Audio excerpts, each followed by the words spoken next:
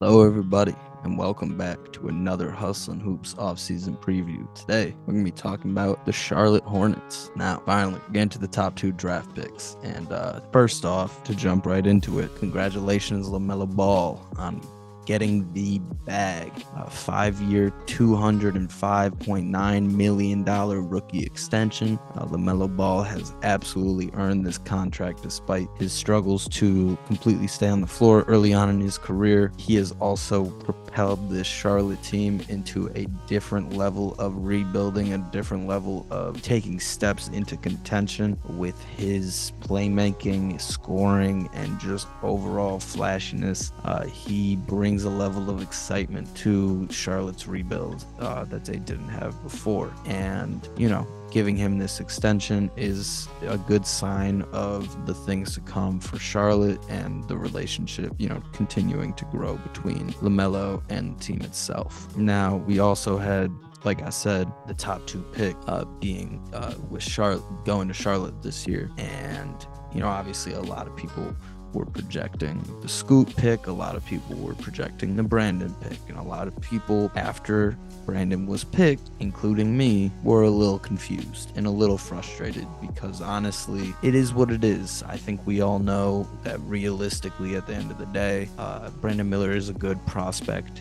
He's solid, but he's no Scoot Henderson. When you look at prospects, just prospects, we're not talking about, how they evaluate as NBA players, but just how they are as prospects. There's not that many point guards at his size that we've seen with his skill set, and I'm not going to get into it too much because we'll talk about it with Portland, but it's tough. It's definitely tough. I'm not going to sit here and say but to be honest, now that it's happened, it means more for Portland than it does for Charlotte. Now that you've done that, a lot more questions are on Portland than they are on Charlotte. Realistically, there are no questions on Charlotte. It's all on Portland now. So, I'm personally not too against the decision. I don't think it was the worst decision in the world. I don't think your franchise is ruined by it. I think Brandon Miller has a high ceiling. I don't think I'm as high on him as others are. I do see I see the off-ball potential. I see a little bit of the on-ball creation. I do see the defense at times. I just don't know. I was heavily swayed by Duve. Shouts out, if you watch the Lakers the Lakers episode, you'll know what I'm talking about. You know who I'm talking about, or if you were here from the beginning. But Duve, was putting me on to the fact that, Brandon really struggled against higher level competition. And that's something that you have to acknowledge. So realistically, my personal opinion on Brandon Miller is not, he's a mistake or anything. I think he'll be solid, and I think he'll fit well next to LaMelo Ball and how he plays. How the rest of the team plays, a good, well-spaced out floor that, that runs. But he did that. And now, realistically for the organization, you have to continue going down that path. If you are committed to, the ball being in LaMelo Ball's hands the majority of the time, consistently, every game down the stretch, and you want to surround him with complementary scorers and executors, that's fine. But I'm just curious, what else Charlotte believes is necessary in retooling this roster to becoming competitive, playoff competitive. And obviously you take steps incrementally, you don't just jump to that. But I mean, realistically, even what was it, like 2 years ago, even, in 2020, 2021, when they were a 30-something win team, and then in 2021 they jumped to a 40-something win team. That was LaMelo Ball. That was basically all him. Not to take away from anyone else on the roster, but realistically, when you're considering what this Brandon Miller pick genuinely means for the organization, I think it brings to question what, like I said, the organization believes is necessary to compete with a LaMelo Ball team. Now, for the players themselves, this Brandon Miller pick is just going to help.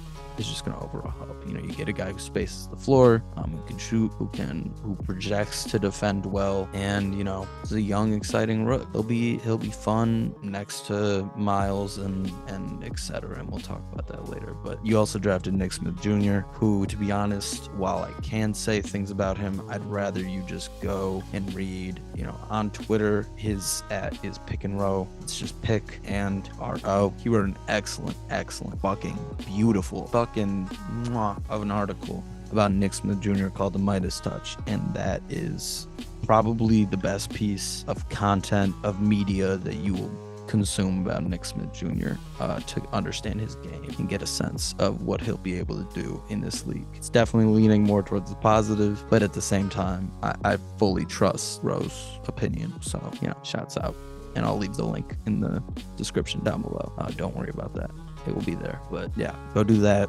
And then they also signed or drafted, but anyways, they ended up signing Amari Bailey to a two-way, which is also another solid pickup. Another guy that I could talk about, but realistically, it's a two-way contract. He's probably not going to get any actual minutes on the team by any injuries. But you also signed Miles Bridges to a 1-year, $7.9 prove-it deal, basically in the sense of, I'm assuming, a conduct prove-it deal, but we'll see. I don't really have that much to say about this, if y'all don't know how I feel about this situation already. But you still retain the qualifying offer for PJ Washington, and you still have a cap hold, $16 million cap hold on Kelly Oubre, in case no one else offers him an offer in free agency. Realistically, either of those guys can fit in as your 15th guy. I think Kelly fits a little bit better as a backup 2, or honestly starting 2 in front of Terry, and you have Terry be the the spark plug off the bench. But I think realistically your needs are definitely gonna be spacing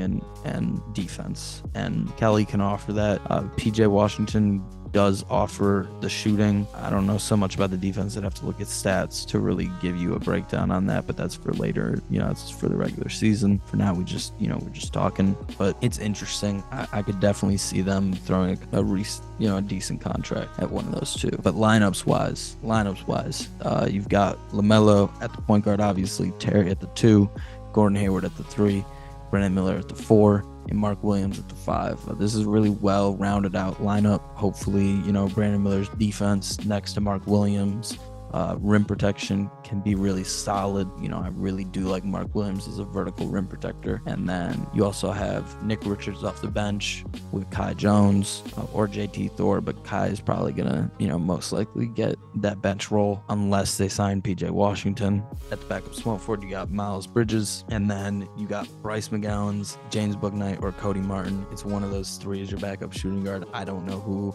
And then Nick Smith as your backup point guard, Kobe Simmons as your third stringer, and realistically, that's about it for the roster. I don't know what this team projects to do this season. Obviously, you had injuries last season derail what you kind of expected. Ended up getting a number 2 overall pick out of that, so it's it is what it is. But you're not looking for number 2 picks anymore. You're not looking for lottery picks anymore. You're looking to make the playoffs now, whether that be through the play-in or through the regular series of things. You're hoping to make the playoffs, and if Charlotte can make the playoffs this year and be competitive in some games, that's a win. That's a win for me, if I'm a Charlotte fan. So that's really all I gotta say. Hope to see y'all on the next one. Peace.